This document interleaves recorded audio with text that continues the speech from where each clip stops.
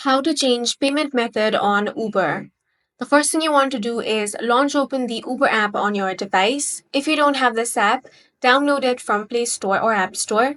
Now tap on the account icon at the bottom right corner of your screen. Here tap on Wallet. Now, you will find all of your payment methods here. If you want to update your existing payment method, you want to choose that specific payment, then tap Edit. Now make the necessary changes such as updating the expiration date, CVV or billing zip code. After that, tap on the Save option. If you want to add a new payment method, simply tap on this Add Payment Method option. Now you want to select the type of payment method you want to add. In my case, I'm going to select credit or debit card.